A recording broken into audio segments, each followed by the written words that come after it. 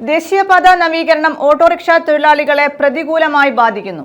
മിക്ക സ്ഥലങ്ങളിലും ഓട്ടോറിക്ഷ സ്റ്റാൻഡുകൾ ഇല്ലാത്ത സ്ഥിതിയാണ്. ഇതുമൂലം ഓട്ടം ലഭിക്കാതെ തൊഴിലാളികൾ പ്രതിസന്ധിയിലാണ്. ദേശീയപാതയുടെ നവീകരണം ആരംഭിക്കുന്നതിന് മുമ്പ് ഓരോ ബസ് സ്റ്റോപ്പുകളെയും കേന്ദ്രീകരിച്ച് ഓട്ടോ സ്റ്റാൻഡുകൾ ഉണ്ടായിരുന്നു. നിരവധി ആളുകളുടെ ഉപജീവന മാർഗം കൂടിയായിരുന്നു ഇത്. എന്നാൽ ദേശീയപാത നിർമ്മാണം ആരംഭിച്ചതോടെ ഓട്ടോറിക്ഷ സ്റ്റാൻഡുകളും ഇല്ലാതെയായി. പലയിടങ്ങളിലും ഇന്ന് റോഡിന്റെ വശങ്ങളിൽ ഓട്ടോ സ്റ്റാൻഡുകൾ ഇല്ലാത്ത സ്ഥിതിയാണ്. ഇത് ഇവരുടെ ഉപജീവനത്തെയാണ് ബാധിക്കുന്നത്. പലപ്പോഴും ഓട്ടം കിട്ടാത്ത സ്ഥിതിയാണ് തൊഴിലാളികൾക്കുള്ളതെന്ന് ഇവർ തന്നെ പറയുന്നു.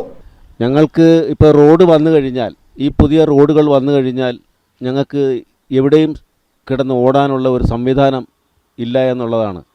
ഞങ്ങളുടെ ജീവിതം ആകപ്പാടെ ദുരിതപൂർണമായിരിക്കുകയാണ്. അപ്പോൾ ഇനിയും സർക്കാർ, ഞങ്ങളുടെ ചവറ പഞ്ചായത്ത് ഉൾപ്പെടെ കേരള സർക്കാരും ഞങ്ങൾക്ക് ജീവിക്കാനുള്ള ഒരിടം, ഞങ്ങളുടെ ഉപജീവനം നടത്താനുള്ള ഒരു ഓട്ടോ സ്റ്റാൻഡ് എവിടെങ്കിലും, ഈ ചവറയിൽ എവിടെങ്കിലും ഞങ്ങൾക്ക് തരണം എന്നാണ് ഞങ്ങൾക്ക് പറയാനുള്ളത്. ചവറയിലെയും സ്ഥിതി മറിച്ചല്ല. 70ഓളം ഓട്ടോ തൊഴിലാളികളാണ് ഇവിടെ ഉള്ളത്. ഹൈവേയുടെ വികസനവുമായി ബന്ധപ്പെട്ട് റോഡിന്റെ പലയിടത്തായാണ് ഇപ്പോൾ ഓട്ടോകൾ പാർക്ക് ചെയ്യുന്നത്. ഇത്തരത്തിൽ പാർക്ക് ചെയ്യുന്നത് കൊണ്ട് തന്നെ ഇവർക്ക് പലപ്പോഴും ഓട്ടം ലഭിക്കാറില്ല. ഇവരുടെ ഉപജീവന മാർഗം തന്നെ പ്രതിസന്ധിയിലായ സാഹചര്യമാണുള്ളത്. ദേശീയപാത നിർമ്മാണം ആരംഭിച്ചതിനു ശേഷം പ്രൈവറ്റ് ബസ്സിന് ഉൾപ്പെടെ പാർക്ക് ചെയ്യാനുള്ള സൗകര്യം ഒരുക്കി കൊടുത്തു. എന്നാൽ ഓട്ടോറിക്ഷകൾക്ക് ഈ സൗകര്യം ഒരുക്കിയിരുന്നില്ല. ഇതോടെ ദുരിതത്തിലായത് ഓട്ടോറിക്ഷ തൊഴിലാളികളാണ്.